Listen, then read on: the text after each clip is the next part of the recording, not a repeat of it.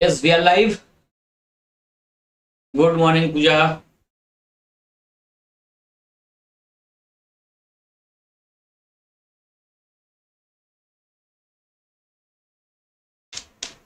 जल्दी से बाकी लोग जुड़ जाएं, बस 1 मिनट में अपन क्लास स्टार्ट करेंगे अपनी।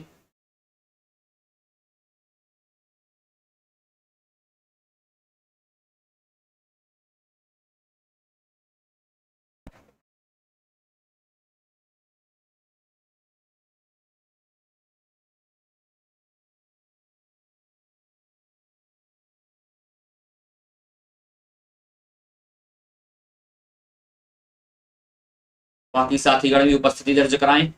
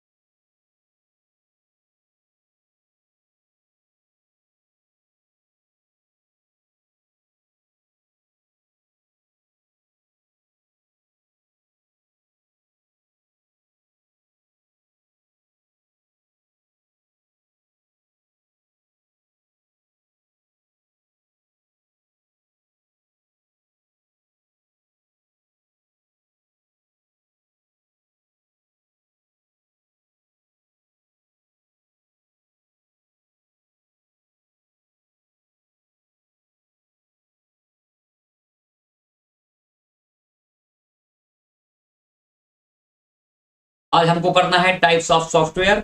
इसमें हम एप्लीकेशन सॉफ्टवेयर भी कंप्लीट करेंगे, सॉफ्टवेयर के कुछ अन्य टाइप्स होते हैं उनको भी कंप्लीट करेंगे और प्रयास करेंगे कि आज में ही हमारा ऑपरेटिंग सिस्टम भी हो जाए। ठीक, हालांकि ऑपरेटिंग सिस्टम थोड़ा सा बड़ा पोर्शन होता है, लेकिन जितना भी हो पाए अपन थोड़ा सा प्रयास करेंगे, पुश करने का कोशिश करेंगे कि हो जाए अपना। और नहीं होता है तो फिर उसको कल कंटिन्यू तो रखेंगे ही।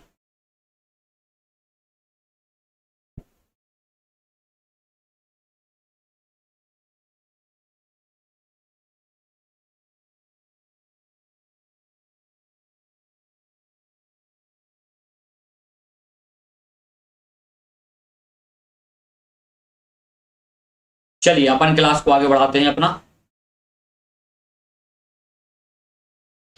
एप्लीकेशन सॉफ्टवेयर अपन ने कल थोड़ा सा ओवरव्यू उसके बारे में लिया था कि एप्लीकेशन सॉफ्टवेयर क्या होता है। ठीक, तो अपन देख रहे थे टाइप्स ऑफ सॉफ्टवेयर, है ना। अपन थोड़ा सा रफली एक थोड़ी रिवाइज कर लेते हैं ताकि पिक्चर एकदम स्पष्ट रहे। अगर कुछ नए लोग अपन से जुड़ते हैं तो उनको पता रहे कि आखिर पिक्चर में चल क्या रहा है। ठीक है, तो अपन देख रहे थे सॉफ्टवेयर। ठीक, सॉफ्टवेयर, और सॉफ्टवेयर होता क्या है।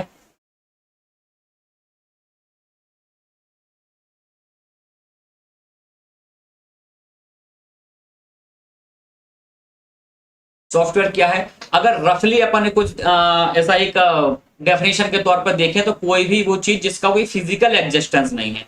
सॉफ्टवेयर का फिजिकल एग्जिस्टेंस तो नहीं होता है, ठीक है। या टेक्निकल टर्म्स में अगर आप देखें तो टेक्निकल टर्म्स में परिभाषा क्या होती है इसकी, सीक्वेंस ऑफ प्रोग्राम। क्या होता है, सीक्वेंस ऑफ प्रोग्राम।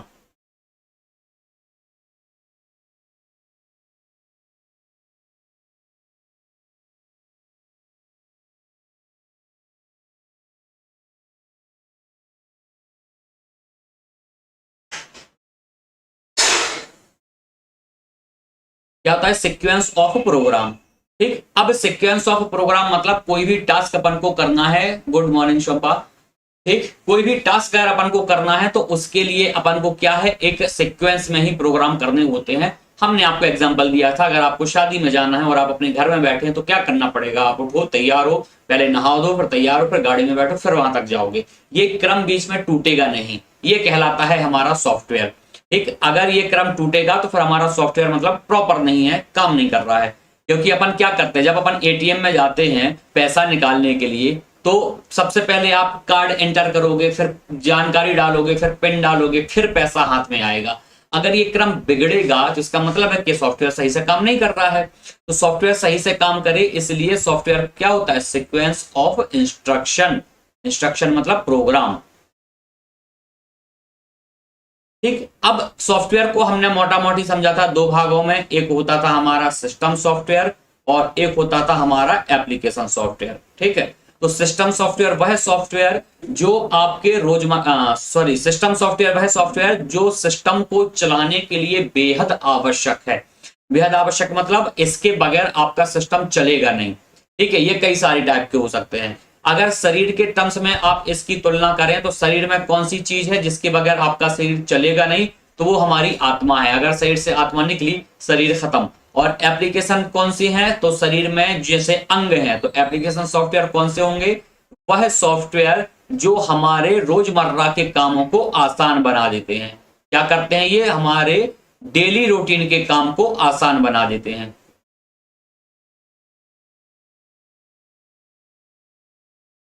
मतलब हमको रिजर्वेशन करना है, हम घर बैठे कर सकते हैं।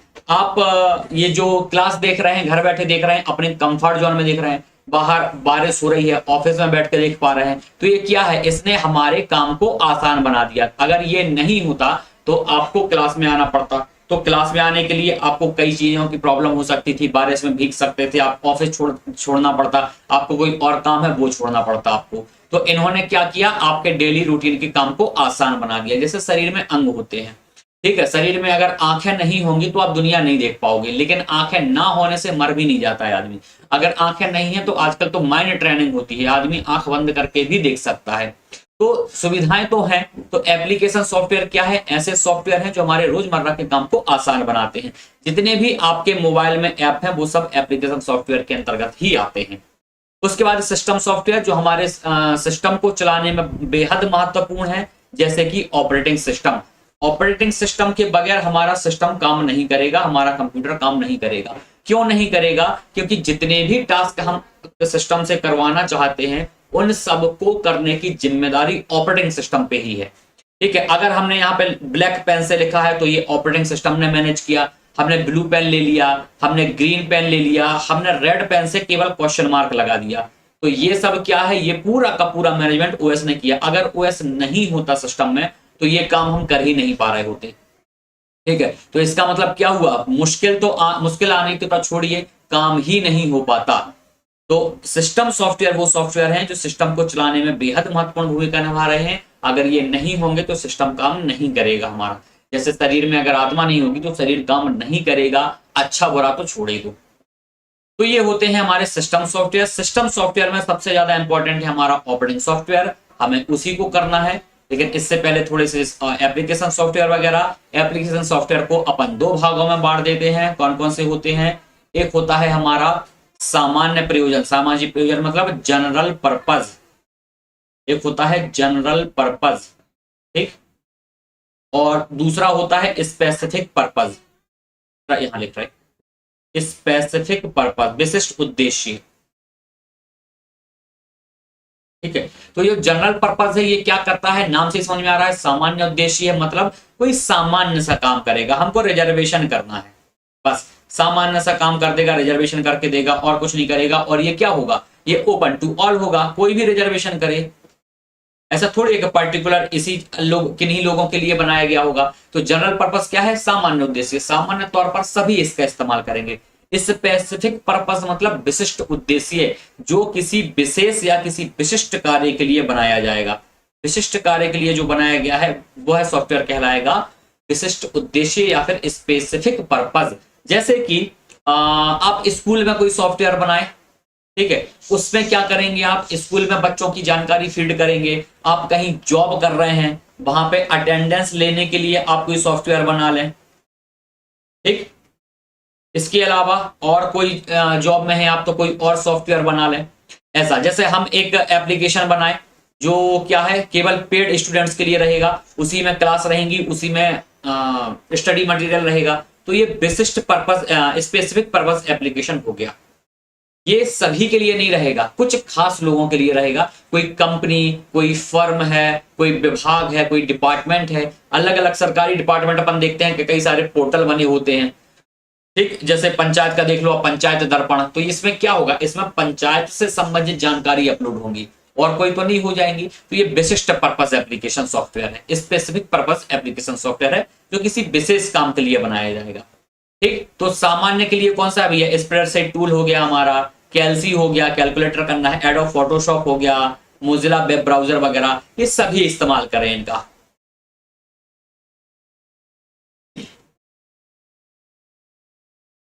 दूसरा स्पेसिफिक पर्पज या फिर कस्टम या टेलर मेड, जो किसी विशेष काम के लिए बनाया बनाया जाएगा, किसी विशिष्ट संगठन या एक व्यक्ति की आवश्यकताओं को पूरा करने के लिए विकसित किया जाता है, वह कहलाता है अनुकूलित सॉफ्टवेयर, सिस्टम या टेलर मेड, और यही कहलाएंगे specific purpose. Specific purpose, right. कोई पर्टिकुलर वेबसाइट है, कोई स्कूल मैनेजमेंट सॉफ्टवेयर है, अकाउंटिंग सॉफ्टवेयर है, ये सब इसके अंतर्गत आएंगे। फिर कुछ सॉफ्टवेयर और होते हैं, इनका भी टाइप अपन देख लें, हालांकि अपन ने इनको कल किया था, लेकिन ये बहुत इंपॉर्टेंट है। कौन कौन से, ठीक, इसको ऐसा बनाए अपन, अपन सॉफ्टवेयर बनाते हैं, ठीक, अपन ने सॉफ्टवेयर बनाया, तो सॉफ्टवेयर बनाने के लिए अपन को करनी पड़ती है कोडिंग। गुड मॉर्निंग निशा। ठीक, अब सॉफ्टवेयर बनाने के लिए अपन को करनी पड़ती है कोडिंग। अब कोडिंग करना है क्यों, क्योंकि कंप्यूटर को देना है इंस्ट्रक्शन, कंप्यूटर को जितने भी काम करने हैं सबके सब उसको लिखित में आदि, बिल्कुल विशुद्ध सरकारी रूप से कंप्यूटर काम करता है। ठीक है, कंप्यूटर क्या कर रहा है हमारा, जैसे सरकारी तंत्र चलता है कि भैया लिखित में आदेश दो तो काम होगा, नहीं तो नहीं होगा, ऐसे ही कंप्यूटर का कहना है, भैया लिखित में बताओ क्या करना है, आप जो बोलो हम वो काम करेंगे, कि केवल लिख के दो। तो लिख के देने के लिए क्या करना पड़ता है, कोडिंग करना पड़ता है, और इसी के लिए तो कंप्यूटर की प्रोग्रामिंग भाषाएं होती हैं, अलग अलग प्रकार की भाषाएं अपन ने देखी थी जो इसी के लिए होती हैं। अब कुछ भले मानुस ऐसे होते हैं जिन्होंने क्या किया, जिन्होंने सॉफ्टवेयर बनाया, बहुत मेहनत से कोडिंग करी, बहुत सारी कोडिंग लिखी, सॉफ्टवेयर भी फ्री में दिया और कोडिंग भी फ्री में दिया। तो जहां सॉफ्टवेयर और कोडिंग दोनों ही फ्री में उपलब्ध हो जाएंगी, वो क्या कहलाएंगे, वो ओपन सोर्स सॉफ्टवेयर कहलाते हैं, जहां कोडिंग भी फ्री मिलेगी और सॉफ्टवेयर भी फ्री मिलेगा। ठीक है, उसके बाद जहां पर कुछ भी फ्री नहीं मिलेगा,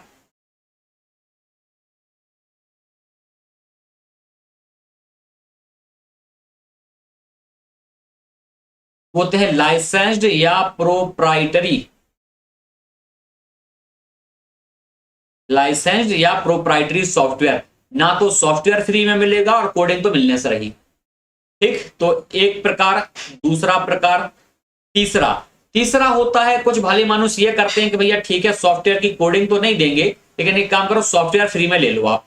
तो जिसमें सॉफ्टवेयर फ्री में मिल जाएगा, कोडिंग बिल्कुल नहीं मिलेगी। ठीक, कोडिंग क्या होगा, कोडिंग नहीं मिलेगी।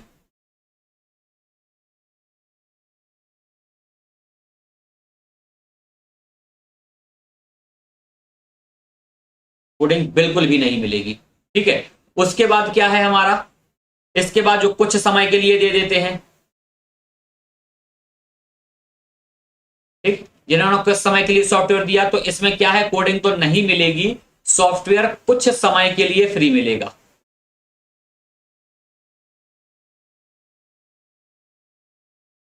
सॉफ्टवेयर कुछ समय के लिए फ्री मिलेगा, उसके बाद वो बोलेगा कि साहब अब आपको पैसा भरना पड़ेगा।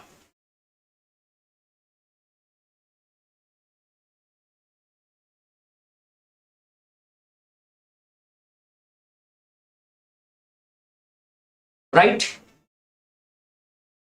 गुड मॉर्निंग मयूरी जी। ठीक है, ये चीजें स्पष्ट है, ये डेफिनेशन के तौर पे इसी प्रकार पूछी जाती हैं कि ओपन सोर्स सॉफ्टवेयर कौन से होते हैं, लाइसेंस्ड कौन से होते हैं, फ्रीवेयर कौन से होते हैं, शेयरवेयर कौन से होते हैं। तो ये अपन को याद रखना है। एक टर्म और होता है जो सॉफ्टवेयर में नहीं आता है, आप उसको यहीं पर कहीं पर लिख लीजिए, फर्मवेयर। फर्मवेयर क्या होता है, ये हार्डवेयर प्लस सॉफ्टवेयर का संयोजन होता है। ये क्या होता है, हार्डवेयर और सॉफ्टवेयर का संयोजन, मतलब हार्डवेयर प्लस सॉफ्टवेयर फर्मवेयर कहलाते हैं।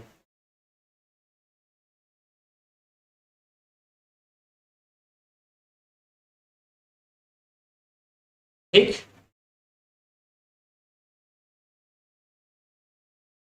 तो फर्मवेयर क्या है, हमारे हार्डवेयर और सॉफ्टवेयर का संयोजन या मिक्सअप। ओपन सोर्स में एग्जाम्पल में लिख लीजिए आप लोग, ओपन सोर्स का एग्जाम्पल क्या है हमारा, Linux software, Linux operating system, ठीक है। और प्रोप्राइटरी का एग्जाम्पल क्या होगा हमारा, M S office, M S office. Freeware क्या होगा, जो फ्री में मिलते हैं, तो जितने भी ऐप आपके मोबाइल में है वो सारे के सारे। शेयरवेयर वगैरह क्या होता है, एडोब रीडर वगैरह। एडोब रीडर क्या करता है, ये कुछ समय के लिए आपको फ्री देगा और उसके बाद बोलेगा कि अब पैसा भरो, ठीक है। जैसे कई सारी वेबसाइट्स आपने देखी होंगी कि जैसे हमको पीडीएफ मर्ज करना है, पीडीएफ में करेक्शन करना है, या पीडीएफ में कुछ और छेड़छाड़ करनी है, तो कुछ वेबसाइट्स 2 या 3 टास्क करने की परमिशन देती हैं कि आप दिन भर में 2 टास्क कर लो या 3 कर लो, उससे ज्यादा करना है तो पैसा देना पड़ेगा। तो ये कहलाते हैं शेयरवेयर। जैसे हमारे ओटीटी प्लेटफॉर्म है, over the top. OTT platform क्या होता है, आपको एक एपिसोड फ्री देखने की सुविधा, उसके बाद आपको पैसा भरना पड़ेगा, ठीक है। तो ओटीटी का फुल फॉर्म भी लिख लें आप सभी, over the top, over the top, ठीक। तो ओपन सोर्स याद रखना है, लाइसेंस, फ्रीवेयर, शेयरवेयर, फर्मवेयर, ये सब ऐसे ही डेफिनेशन पूछी जाती है। एक होता है एडवेयर। एडवेयर का मतलब क्या होता है, जो एप्लीकेशन या जो एडवर्टाइजमेंट के लिए सॉफ्टवेयर बनाए जाते हैं।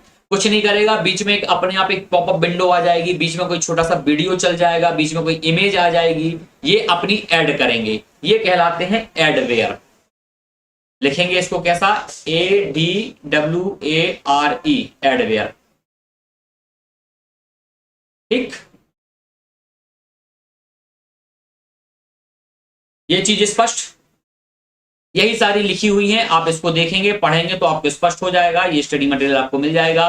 ये होता है हमारा फ्रीवेयर। कभी कभी सॉफ्टवेयर उपयोग के लिए स्वतंत्र रूप से उपलब्ध होते हैं, लेकिन सोर्स कोड उपलब्ध नहीं हो सकता, ऐसे सॉफ्टवेयर को क्या बोलते हैं हम, फ्रीवेयर बोलते हैं, ठीक है। स्काइप हो गया, एडोब रीडर। एडोब रीडर ये फ्री वाला वर्जन, कुछ काम करने को, जैसा हम एडोब रीडर, ये वाला कौन सा है, जो केवल ओपन करने को बोलता है।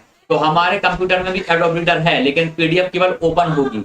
हमको पीडीएफ में और कोई छेड़छाड़ करनी है तो फिर आपको इसका लाइसेंस अपग्रेडेड वर्जन लेना पड़ेगा।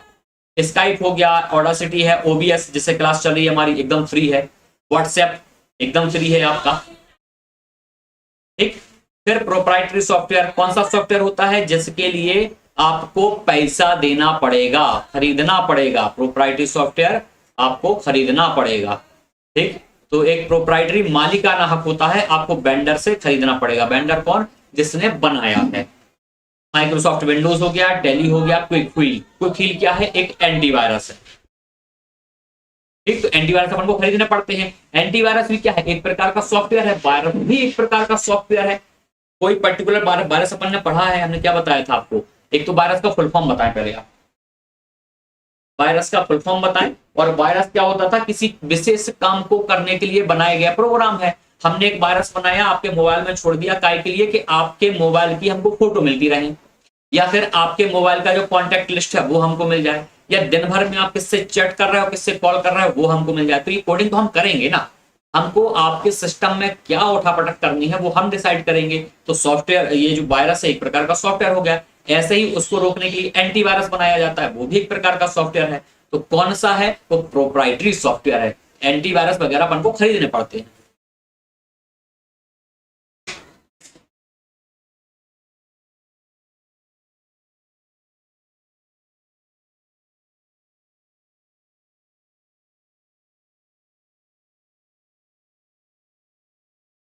ठीक।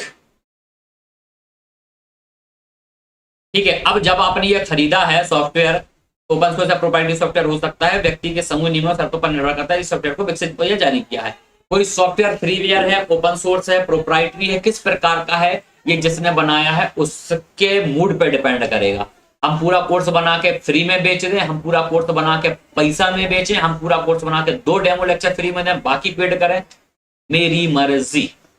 तो ये किस प्रकार के सॉफ्टवेयर कहलाएंगे, अगर पूरा फ्री में दिया तो फ्रीवेयर है, और अगर पूरा हमने आपको पेड कर दिया तो प्रोप्राइटरी है, और कुछ डेमो लेक्चर फ्री उसके बाद खरीदना है तो शेयरवेयर हो गया, राइट। शेयरवेयर क्या है, कुछ फ्री में, बाकी फिर पैसा देना पड़ेगा। Adobe Acrobat, adobe Photoshop, PHP debugger, benzene इत्यादि। उसके बाद वर्ड प्रोसेसर सॉफ्टवेयर होते हैं। वर्ड को प्रोसेस करने के लिए, हमको वर्ड को प्रोसेस करना मतलब हमको डॉक्यूमेंट्स तैयार करना है, हमको कोई रिसर्च पेपर लिखना है, कोई डॉक्यूमेंट्स बनाना है, कोई रिसर्च पेपर लिखना है, सॉरी कोई रिसर्च पेपर लिखना है, रिज्यूम बनाना है अपना, ये सब का सब क्या होता है, वर्ड प्रोसेसिंग सॉफ्टवेयर में होता है। और इसका बेस्ट एग्जांपल क्या है हमारा, MS वर्ड। इसलिए MS वर्ड को आप देखोगे तो किसी किसी ऑप्शन में प्रोसेसिंग सॉफ्टवेयर लिखा मिलेगा या वर्ड प्रोसेसिंग सॉफ्टवेयर लिखा मिलेगा, कहीं कहीं आपको ये एप्लीकेशन सॉफ्टवेयर के रूप में दिखेगा। तो है तो सॉफ्टवेयर ही, क्या काम कर रहा है, किस प्रकार से कर रहा है, इस आधार पर हमने इसको बांट रखा है। ठीक, MS वर्ड माइक्रोसॉफ्ट के लिए, आई वर्क पेजेस एप्पल के लिए। एप्पल कंपनी अलग ही चलती है सर। टाटा कुत्ता कुत्ता और तोड़ा कुत्ता टॉमी, बस ऐसे ही वाला है कि एप्पल का हर जगह आई आ जाएगा, बाकी सबका सिंपल चलेगा। भाई हमारा फोन फोन है, आपका फोन आईफोन है, टाइप एप्पल के हैं, बस और कुछ नहीं है इसमें अंतर, इतना ही है ये चीजें।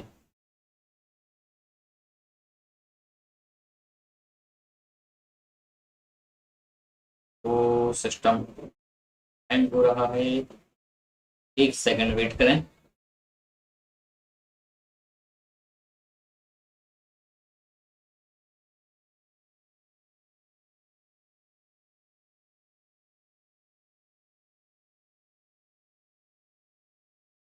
फिर क्या है, फिर होता है हमारा डाटाबेस सॉफ्टवेयर। ऐसा सॉफ्टवेयर जिसमें हमको डाटाबेस बनाना है।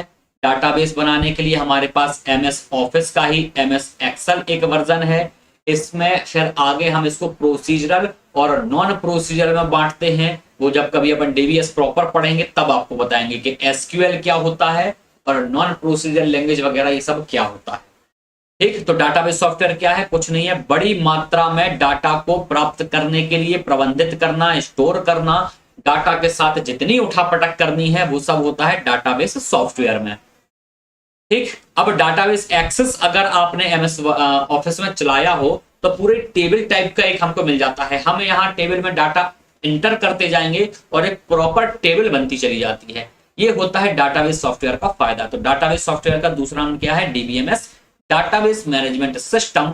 और इसके लिए आपको डाटा निकालना है तो उसके लिए हमको एक क्यूरी चलानी पड़ती है, जिसको बोलते हैं SQL, स्ट्रक्चर्ड, इसका फुल फॉर्म लिख लें, इंपॉर्टेंट है, STRUCTURED, स्ट्रक्चर्ड क्यूरी लैंग्वेज। ये फुल फॉर्म अक्सर पूछा जाता है।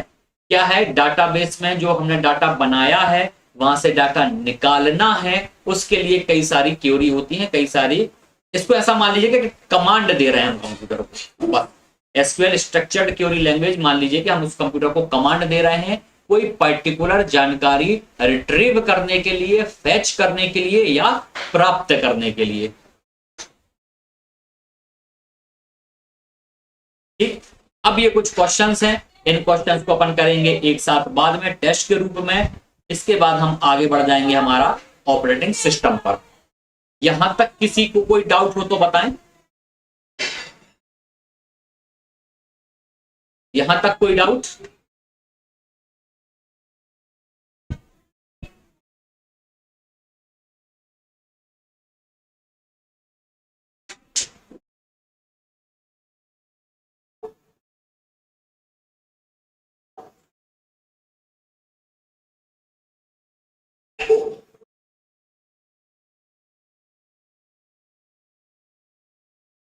हमने अभी तक पढ़ा है सॉफ्टवेयर, सॉफ्टवेयर के हम टाइप्स कर रहे हैं। हमने सॉफ्टवेयर कंप्लीट किया, सॉफ्टवेयर में हमने एप्लीकेशन सॉफ्टवेयर कंप्लीट किया है। अब हम आएंगे सिस्टम सॉफ्टवेयर की तरफ, और सिस्टम सॉफ्टवेयर में एग्जांपल होता है ऑपरेटिंग सिस्टम, हमको वो स्टार्ट करना है। यहां तक किसी को कोई doubt? All clear? Okay, good, no doubt. अब होता है हमारा ऑपरेटिंग सिस्टम। तो ऑपरेटिंग सिस्टम में, ऑपरेटिंग सिस्टम का काम है क्या?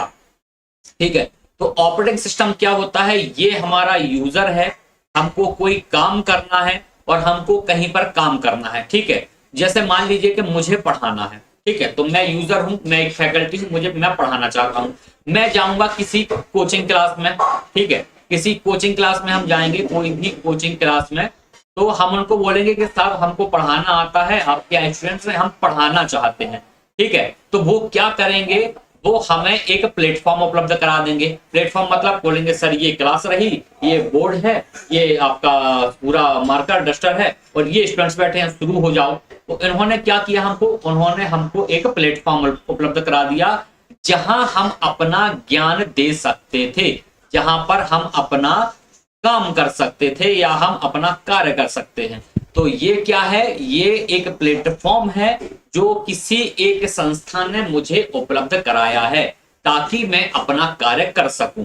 ऐसे ही एक यूजर है, कंप्यूटर के टर्म्स में अपन बात करें, एक यूजर है, उसको कंप्यूटर से कोई टास्क कंप्लीट कराना है, ठीक है, उसको कंप्यूटर चलाना है, कंप्यूटर से कोई काम करना है, तो ऑपरेटिंग सिस्टम क्या करेगा, इस यूजर को एक प्लेटफॉर्म उपलब्ध करा रहा है कि ठीक है भाई ये लो, तुम्हें क्या करना है, तुम्हें मूवी देखनी है, कंप्यूटर में क्या काम कराना है, तुम्हें मूवी देखनी है, लो देख लो, ठीक, मूवी देखना चाहते हो ले देख लो, पिक्स देखना चाहते हो देख लो, क्या करना है, तुम्हें रिज्यूम बनाना है, ले आओ देख लो, प्रिंट निकालना है, हाउ निकाल लो, ठीक, क्या करना है, तुम्हें डाटा स्टोर करना है, हाउ कर लो।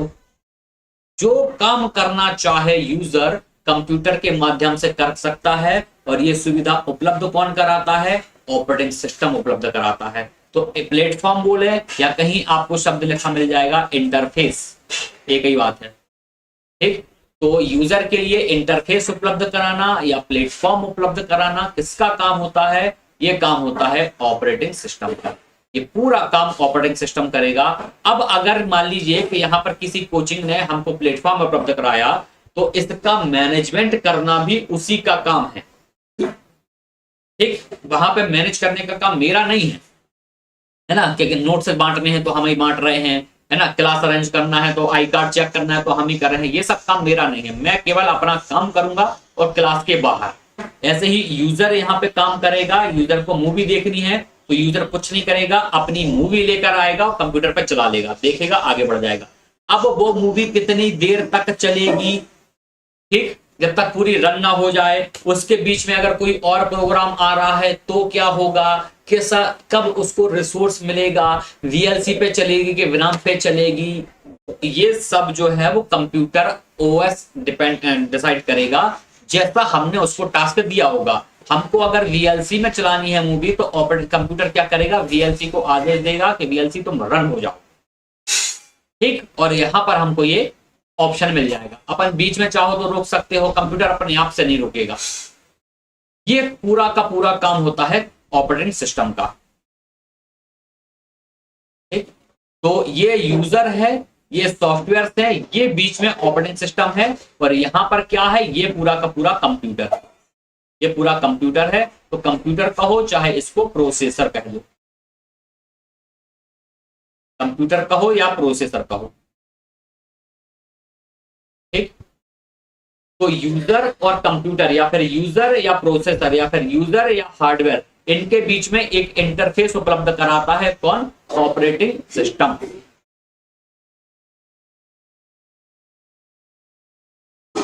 ठीक है। फिर होता है ऑपरेटिंग सिस्टम में एक प्रक्रिया, देखिए ऑपरेटिंग सिस्टम क्या है, ऑपरेटिंग सिस्टम भी एक प्रकार का तो सॉफ्टवेयर ही है, सिस्टम सॉफ्टवेयर है लेकिन है तो सॉफ्टवेयर, और कोई भी सॉफ्टवेयर रन होगा रैम के अंदर, ठीक है, रैम में ही प्रोग्राम रन होना है, बगैर रैम के प्रोग्राम रन होता नहीं है। दिक्कत यह है कि रैम है हमारी वोलाटाइल, ठीक है। अब रैम वोलाटाइल है, इसका आशय क्या है, इसका अर्थ है कि जब तक सिस्टम ऑन रहेगा तभी तक रैम का डाटा बना रहेगा, नहीं तो रैम से डाटा डिलीट हो जाएगा, ठीक है। अब यहां थोड़ा सा कॉन्फ्लिक्टिंग टाइप का सेंटेंस है, ध्यान से सुनिएगा।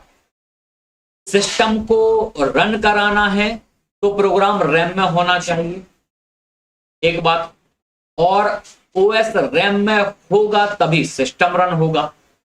तो ये दोनों बातें कॉन्फ्लिक्ट कर गई हैं। कैसे कॉन्फ्लिक्ट कर गई हैं, हम कहना चाह रहे हैं कि हम सिस्टम को रन, कंप्यूटर को चलाना चाह रहे हैं, तो कंप्यूटर को चलाना है तो प्रोग्राम रैम में होना चाहिए तभी कंप्यूटर चलेगा, ठीक है।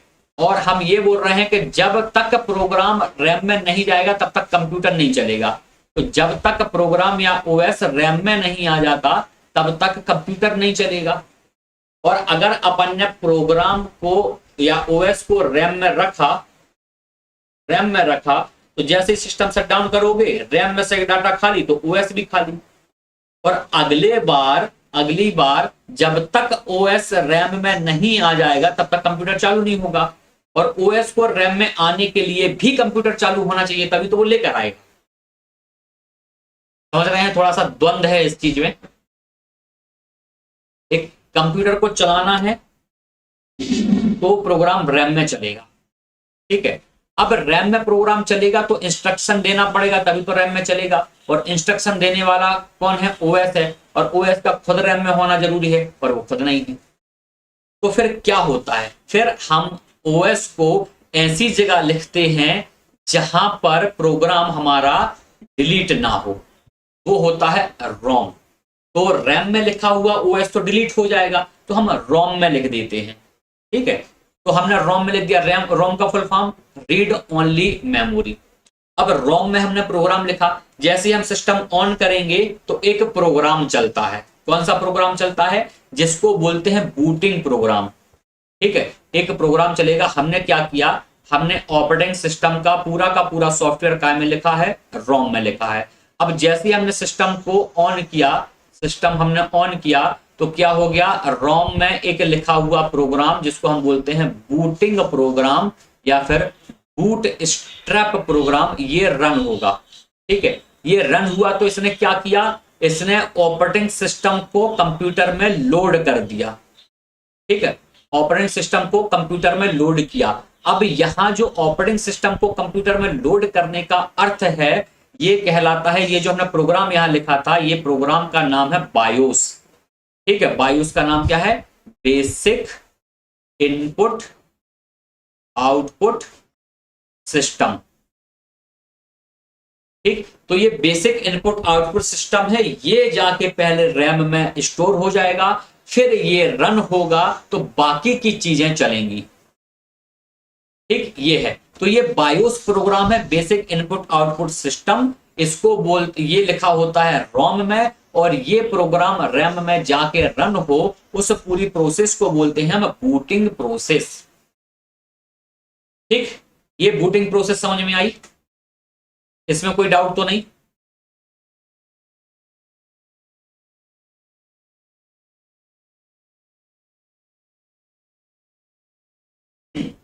यहां तक कोई डाउट तो नहीं? अब देखिए, सिस्टम को हम स्टार्ट करते हैं तो एक तो होता है फ्रेश स्टार्ट करना, सिस्टम बंद पड़ा था अपन स्टार्ट कर रहे हैं। और एक होता है कि सिस्टम हैंग मारने लगा या कुछ वजह हुई तो अपन ने उसको रीस्टार्ट किया। दो चीजें हो सकती हैं ये, एक तो स्टार्ट करना और एक रीस्टार्ट करना। स्टार्ट की स्पेलिंग गलत हो गई। ये दो चीजें होती हैं, ठीक है। अब रीस्टार्ट जब अपन कर रहे हैं तब कंप्यूटर क्या है? तब कंप्यूटर चला हुआ था, क्योंकि चल रहा था, हमने रीस्टार्ट किया है तो इस समय क्या है? कंप्यूटर गर्म होगा, कुछ चल रही होगी मशीन, क्योंकि कोई मशीन चलती है तो गर्म हो जाती है, तो गर्म होगी मशीन। इसलिए इस प्रकार की बूटिंग को क्या बोलते हैं? वार्म बूटिंग बोलते हैं। क्या कहलाती है? वार्म बूटिंग कहलाती है। तो जब कंप्यूटर को रीस्टार्ट कर रहे हैं तो कंप्यूटर का, इसका मतलब है कंप्यूटर ऑलरेडी गर्म था, इसलिए वार्म बूटिंग। और स्टार्ट कर रहे हैं तो स्टार्ट तो मशीन ठंडी पड़ी थी, तो इस प्रकार की बूटिंग कहलाती है कोल्ड बूटिंग।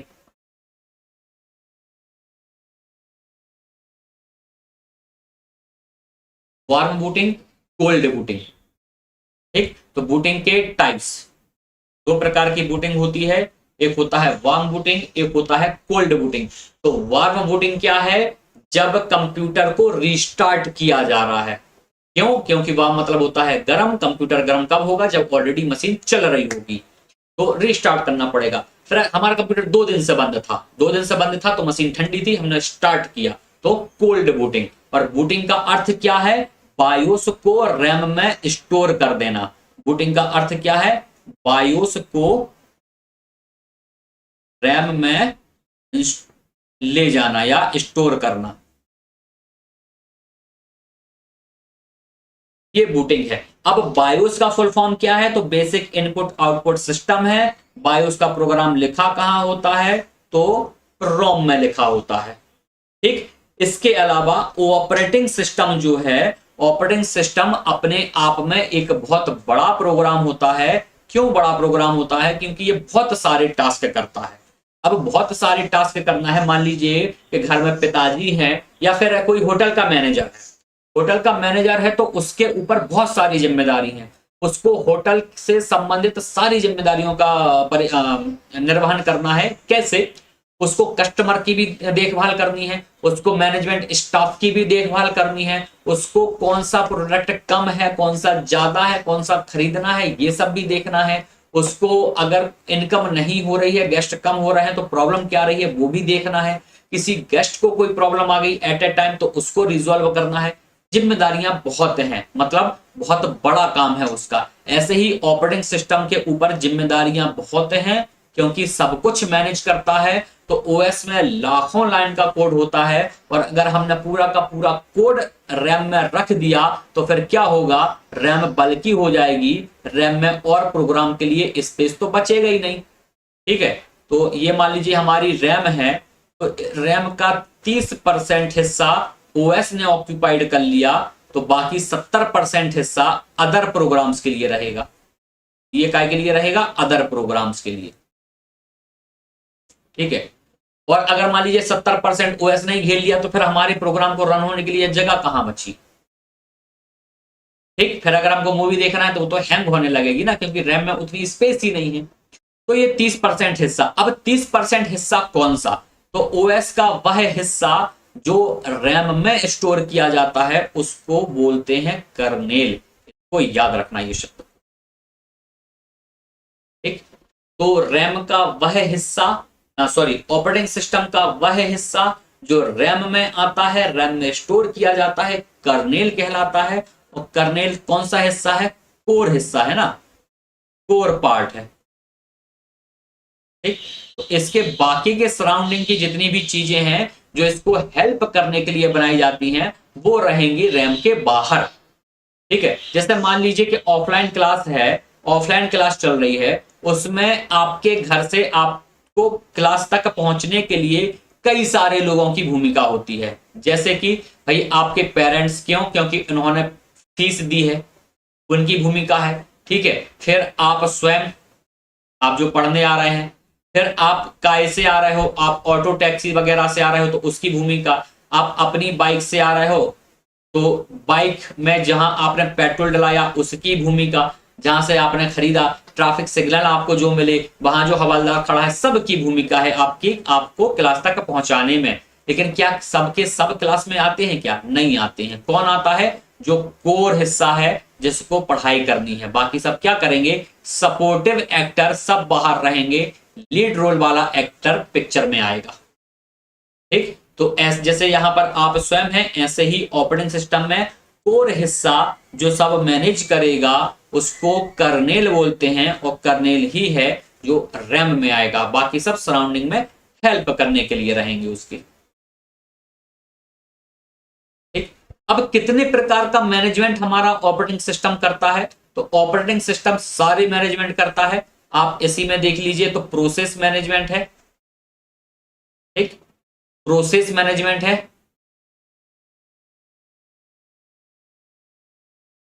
अब प्रोसेस मैनेजमेंट क्या करता है? एक बार और रिपीट करना है, चले शुरू से देखेंगे अपन।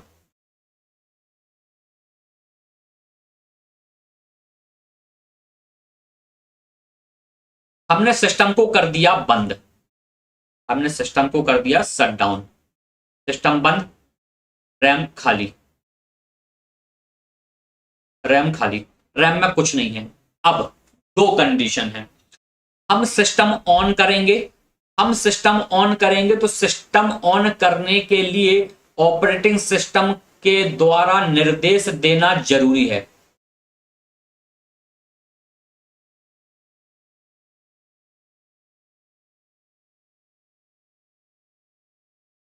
ठीक। जब हमने सिस्टम को ऑन करेंगे तो ऑपरेटिंग सिस्टम के द्वारा निर्देश देना जरूरी है कि भैया सिस्टम ऑन किया जाए, मशीन चालू की जाए। ठीक है, एक बात हो गई। दूसरी बात, ओएस निर्देश दे, इसके लिए जरूरी है कि ओएस रैम में हो। ओएस तभी निर्देश देगा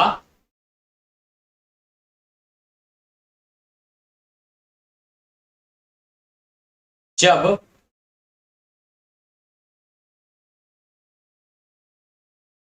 रैम में होगा। ठीक है, सिस्टम ऑन करने के लिए बहुत आवश्यक है कि ओएस निर्देश दे, तभी सिस्टम ऑन होगा, और ओएस निर्देश तभी दे पाएगा जब रैम में होगा। दोनों ही बातें कॉन्फ्लिक्ट कर गई, एक दूसरे की द्वंद है ये दोनों बातें। ठीक है, ओएस को निर्देश देना है तब सिस्टम चलेगा, और सिस्टम चलेगा तब जब ओएस निर्देश देने लायक होगा, अर्थात रैम में होगा। ठीक, तो ये बड़ा द्वंद हमारे साथ है। तो हम क्या करते हैं, अगर हमने हर बार हम चाहते हैं कि ओएस हमारा निर्देश देने लायक रहे तो रैम में रहे, लेकिन रैम के साथ समस्या ये है कि रैम होती है हमारी वोलाटाइल। हमने सिस्टम को बंद किया, मतलब शटडाउन किया, रैम खाली हो गई, तो ऑब्वियस है कि हम ओएस को रैम में तो नहीं रख सकते, नहीं तो हर बार रैम खाली हो जाएगी हमारी और हर बार ओएस खाली हो जाएगा। तो हमको क्या करना पड़ेगा, हमको ऑपरेटिंग सिस्टम एक ऐसी मेमोरी में रखना पड़ेगा जहां से सिस्टम चाहे चालू हो, चाहे बंद हो, चाहे सालों के लिए बंद रहे, डाटा डिलीट ना होने पाए। तो ऐसी मेमोरी कहलाती है रोम, रीड ओनली मेमोरी। तो हमने ओएस को रख दिया रोम में। अब जब प्रोग्राम चालू होगा, हम सिस्टम को ऑन करेंगे, सिस्टम को स्टार्ट करने के लिए जाएंगे, तो क्या होगा, ये जो रैम में सिस्टम चलेगा कब, जब ओएस निर्देश देने के लिए रहेगा। ठीक है, तो हमको क्या करना है, ओएस निर्देश दे, इसलिए ओएस को हमको रैम तक पहुंचाना है। तो ओएस रखा है कहां, रोम में, ताकि डिलीट ना हो, इसलिए हमने रोम में रखा। तो रोम में जो ओएस रखा है उसको रैम तक पहुंचाने के लिए एक प्रोग्राम रन करना पड़ता है, जिसको बोलते हैं बूटिंग प्रोग्राम, बूटिंग प्रोसेस या बूटिंग प्रोग्राम, या फिर bootstrap program, bootstrap program. तो बूटिंग प्रोग्राम या बूट स्ट्रैप प्रोग्राम। ठीक,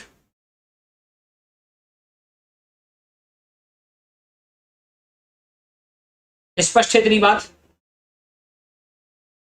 अब ये जो प्रोग्राम है, सॉरी बूटिंग प्रोग्राम नहीं, सॉरी बायोस प्रोग्राम है, उस प्रोग्राम का नाम है बायोस। ठीक है, प्रोग्राम का नाम है बायोस। बायोस मतलब basic input output system, basic input output system, ये प्रोग्राम का नाम है। ठीक है, अब इस प्रोग्राम को हमको रैम तक लेके जाना है, तो रैम तक लेकर जाने की प्रक्रिया कहलाती है बूटिंग।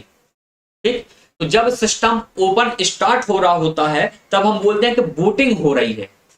कभी कभी आपने शब्द सुना होगा ये कि सिस्टम स्टार्ट हो रहा है तो बूटिंग हो रही है, या कभी सुनने में आता है कि बूटिंग नहीं हो रही है, मतलब ओएस रोम से रैम तक पहुंच नहीं रहा है।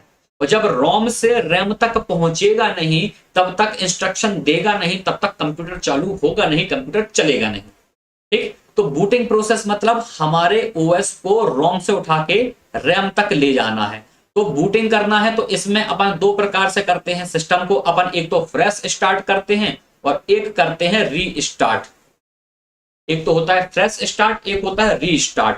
तो री स्टार्ट कर रहे हैं अपन तब जब मशीन ठंडी पड़ी है। ठीक है, हम 2 दिन बाद अपना लैपटॉप चालू करेंगे तो मशीन तो ठंडी पड़ी है, उस समय तक उसमें कुछ नहीं हुआ। तो अब इस प्रकार से बूटिंग करना यह कहलाता है कोल्ड बूटिंग। ठीक, मतलब सिस्टम को फ्रेश स्टार्ट करना कोल्ड बूटिंग कहलाता है। और रीस्टार्ट करने का मतलब क्या है कि मशीन जो है चल रही थी, मतलब पहले से गर्म थी, चलती हुई मशीन गर्म होती है। ठीक है, तो गर्म मशीन थी तो इस प्रकार की बूटिंग कहलाएगी क्या, वार्म बूटिंग।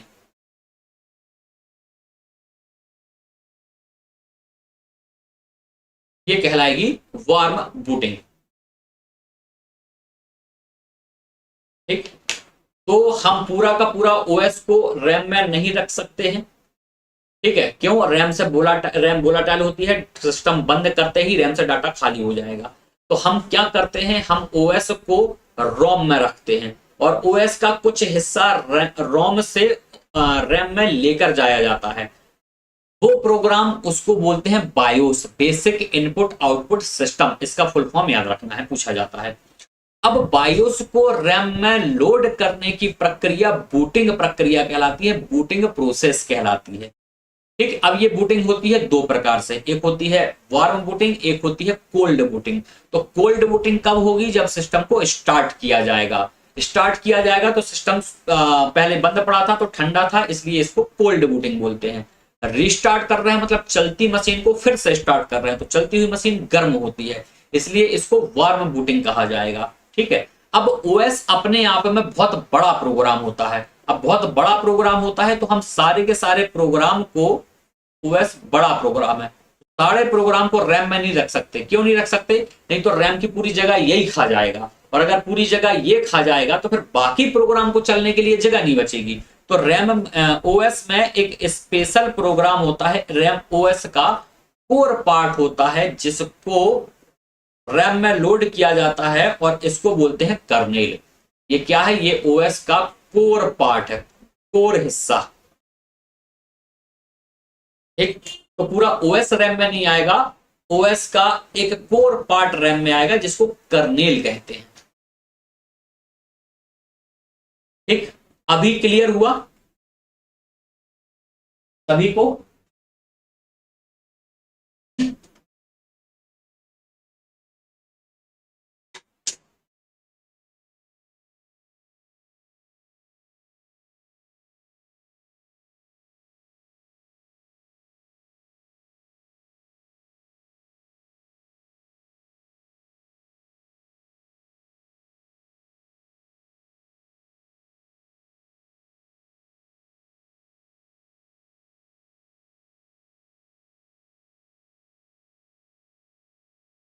ठीक, तो इसके बाद हमारा आता है ओएस एज अ मैनेजर। तो ओएस सारे प्रकार के मैनेजमेंट करता है, उसको अपन करेंगे अब कल।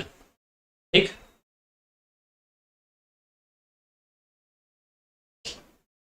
नेक्स्ट क्लास की लिंक भी हम आपको भेजेंगे, उसमें हम एमसीक्यू करते हैं, योजनाओं से रिलेटेड होते हैं, और कुछ और अन्य टॉपिक जो आपके एग्जाम पॉइंट ऑफ व्यू से इंपॉर्टेंट है, काम में आ सकते हैं, उनके एमसीक्यू रहेंगे। अगर आपके पास टाइम रहता है तो उसको जरूर देखिएगा।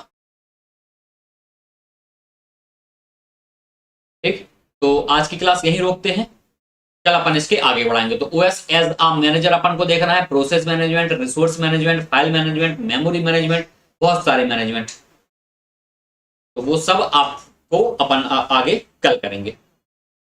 ठीक, चलिए तो आज की क्लास यही, इसको रिकॉल कर लीजिएगा कि ये वाली जो स्लाइड है ये काफी इंपॉर्टेंट है जो आपकी स्क्रीन पर दिख रही है। रोम क्या होता है, बायोस प्रोग्राम क्या होता है, कर्नेल क्या होता है, बूटिंग क्या होता है, इन सबसे क्वेश्चंस बनते हैं।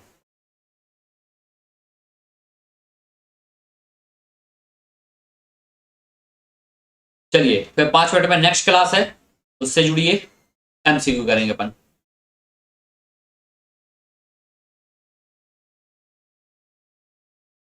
चलिए, गुड बाय टू ऑल।